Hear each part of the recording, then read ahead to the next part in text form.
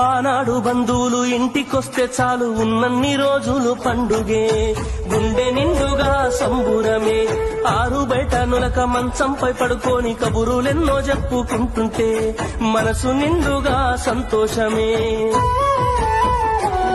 వాళ్ళు తిరిగి ప్రయాణం అవుతుంటే ఇంకో రోజుంటే బాగుండనిపించి ఎక్కే బస్సు వచ్చి వెళ్ళిపోయేదాకా చెప్పులు దాచిన జ్ఞాపకమే. బరువైన గుండెతో బాధపడేది కన్నీళ్లతోనే సాగనంపేది, బరువైన గుండెతో బాధపడేది కన్నీళ్లతోనే సాగనంపేది. ఆనాటి ప్రేమలు ఏమాయరో, బంధాలు బంధుత్వమెటువాయరా. డబ్బు బంధాలే మిగిలేనురో, మనుషులే దూరమయ్యేనురా.